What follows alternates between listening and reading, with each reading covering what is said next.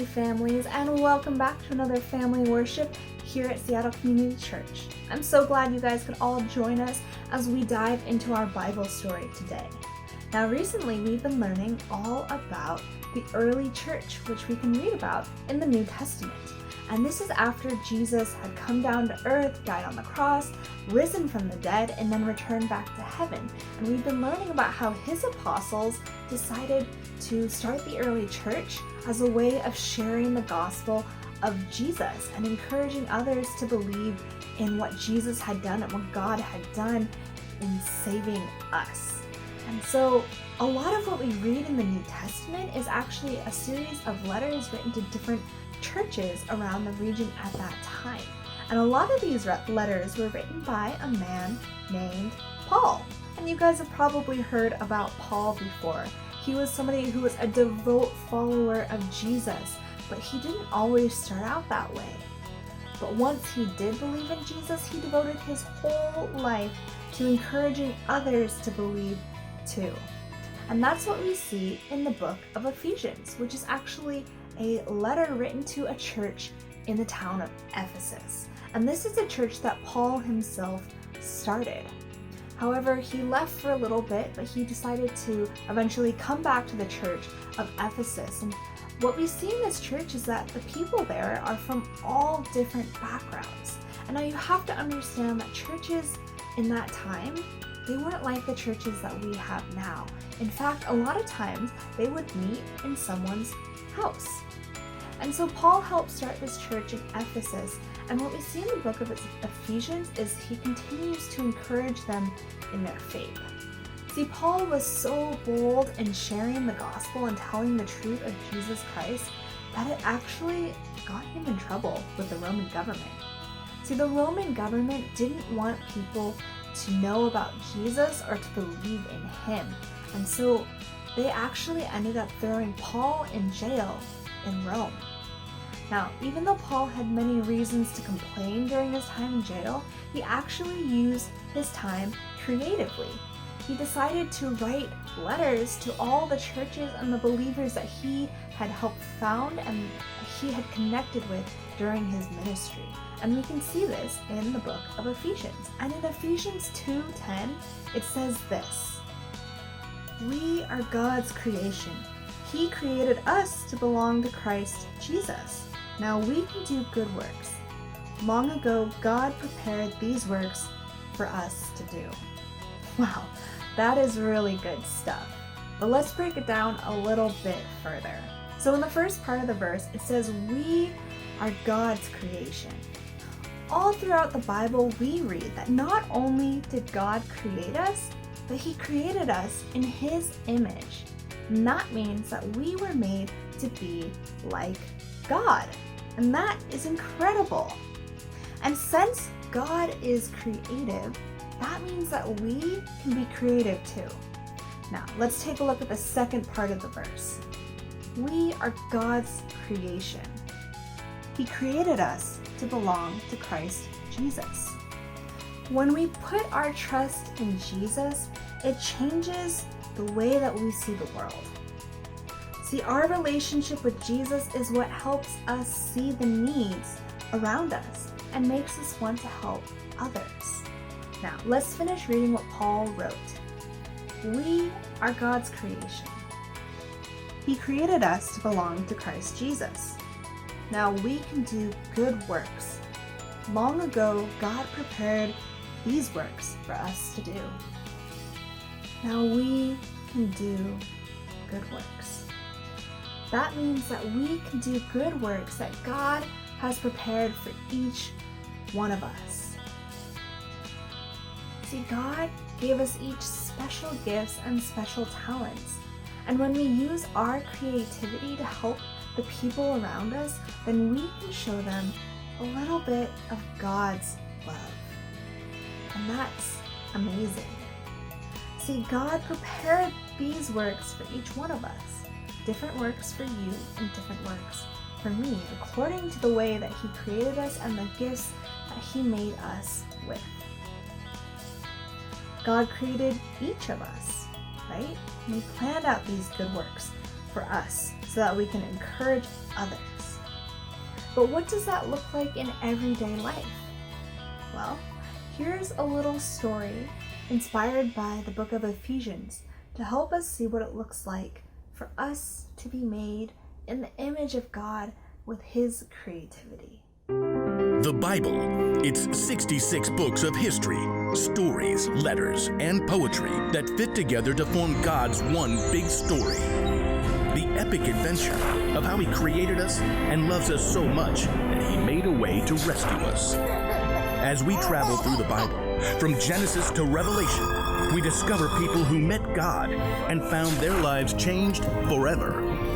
Now, for an amazing story, inspired by the book of Ephesians, chapter 2, verse 10. When the Apostle Paul wrote his letter to the believers in Ephesus, he told them, "We are God's creation. He created us to belong to Christ Jesus. Now we can do good works. Long ago, God prepared these works for us to do." Let's see how that might play out in someone's life today. Nora Gray followed her older cousin, Sadie, around the pottery studio. Clay dust danced in the sunbeams from high up windows. So I just stay at the desk? Working at the Earth and Fire studio was Nora's first real job, and she wanted to get it right. Sadie grinned and pushed back her hair with a clay-flecked hand. Mostly. A bunch of artists have memberships here, so they can use all the equipment and materials. You'll answer questions, take calls, make orders when supplies run out, things like that. What's in there? Nora pointed to an open door near the back of the studio. Oh yes, the closet. Nora led the way over. Sadie peered inside. Wow. The narrow room was lined on both sides with high shelves. Every shelf and every inch of floor space was crammed with a jumble of tools, containers of clay and glazes, cleaning supplies, and pieces of pottery, finished and unfinished. How do you find anything? So many people use the closet. Everyone just kind of has their own system. Nora didn't think the disaster in the closet qualified as a system, but before she could say anything... Oh, I gotta take this. Hello? Oh, hold on a sec. Where did I put my pen? Frazzled, Sadie checked her pockets. Nora quickly pulled a pen and notepad out of her neatly organized backpack. Would this work? Sadie snatched the pen and paper, mouthing, "Thank you," and headed for the desk. Nora surveyed the room. There were at least a dozen artists at work. "You a potter too?" Nora turned to see an older gentleman with a streak of clay in his curly white hair. His long frame bent nearly double over the nearest pottery wheel. Me? No. Oh, I think everyone's an artist of some kind.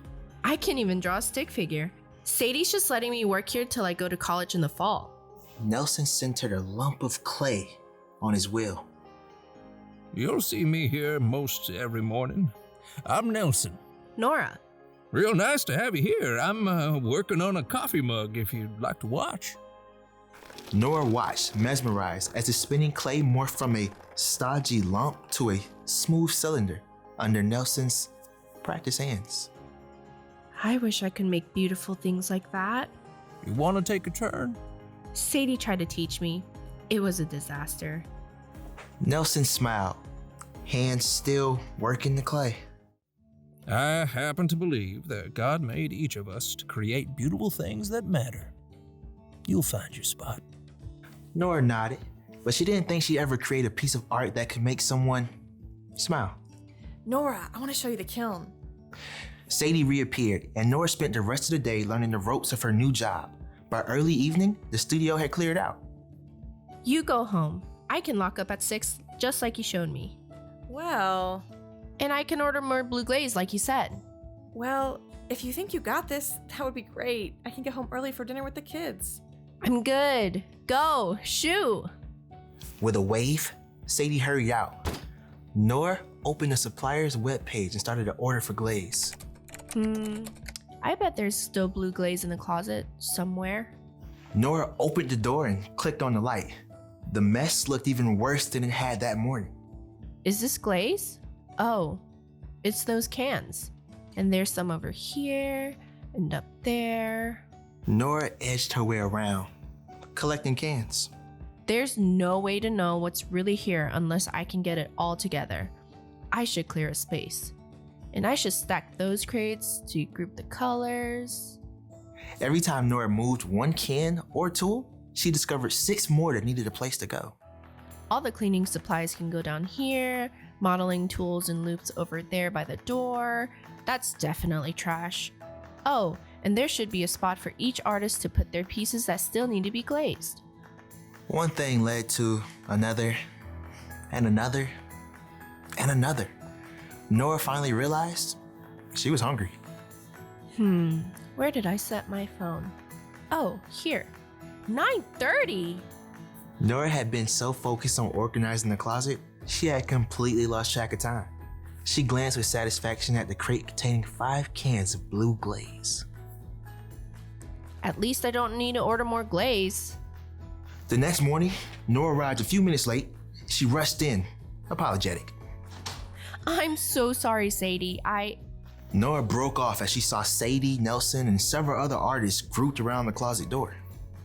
Nora, did you do this? Yeah. I should have asked. Nora, this is amazing! Nora took a step forward to take a good look at what she's done. Glazes and clay, tools and supplies, everything had its own spot in a orderly rhythm. With the morning light streaming in, it did look pretty cool. Nelson grinned.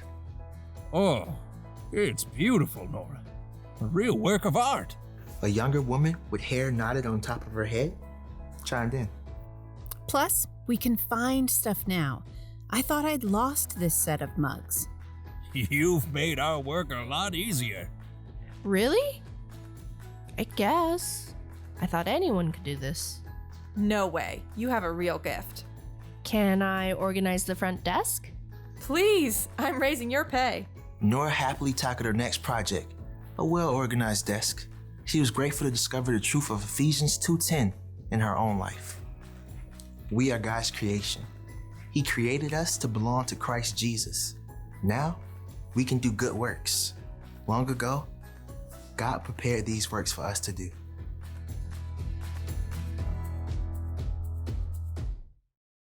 This month we are learning all about creativity. Now, creativity is imagining what you could do because you're made in God's image. Here's something that you need to remember. The creativity that God gives us isn't just about art or music. God designed you in a unique way to love Him and to love others. That's what Paul meant by good works. See, he meant that we can use the unique way that God made us and designed us to show love to other people. For some people, those creative good works are things like drawing or sculpting, songwriting, or painting a masterpiece of art. But for someone else, creativity might look totally different. Creativity could look like maybe building a robot, or designing cool apps and games, or even making other people laugh. See, no matter how God made you creative, you can use that creativity to help others. But before you can use your creativity, you have to believe that you are creative. And I'm here to tell you that it's true. God created you so that you can be creative. Now let's thank God for making us creative. Dear God, thank you so much for creating each one of us, and thank you for making us creative like you. It's so cool how you gave each of us unique and different ways to use our creativity. Help us figure out how you made us creative, and then help us see the needs around us so we can use our creativity to do good works for others. We love you, and we pray these things in Jesus' name. Amen. There are so many ways each and every day that we can use the creativity that God gave us. He can help us to use it to do good things. God created you, so you can be creative. Alright, maybe you're thinking, okay, that sounds good, but how do I know what I'm creative at? Well, if you have no clue what you might be creative at, there are different ways that you can find out. One thing you can do is you can ask your parents or your siblings or maybe a friend what they see in you. See, sometimes creativity is something that you're good at, and sometimes it's something that you enjoy doing. Either way, there are so many different ways to be creative. In fact, there are as many ways of being creative as there are human beings on this planet. So don't judge yourself too harshly based on what other people do. See, while some of you guys might be creative at drawing, others of you might be creative when it comes to problem solving. There are so many different ways to be creative and so many different ways that we can use our creativity to help others. See, just like we just prayed, you can always ask God to help him figure out how he made you to be creative. But you can also pray to God and ask him to help you find new ways to use your creativity. Because God created us, but he also wants to help us use our creativity to help the other people around us. So every day, there are many different ways that we can be creative. Some of you guys might be creative communicators. Maybe you're good at explaining things. And others of you might be really creative when it comes to planning a birthday party or directing a play with your brothers and sisters. There are so many endless possibilities. And we can talk about that today during our family worship, because who knows you better than your own family? But before we get into our family worship time, I wanted to remind you of a quick announcement. I'm asking you guys to please submit your videos for Father's Day, telling your dad what you love about him or why he's awesome. And then we're going to put those videos together into one large video to celebrate all the fathers and men at our church. And please submit those videos by Tuesday, June 16th, and you can do so at the link tinyurl.com/scc-men. Alright guys, now it's time for our family worship, and I will see you guys next week. Bye!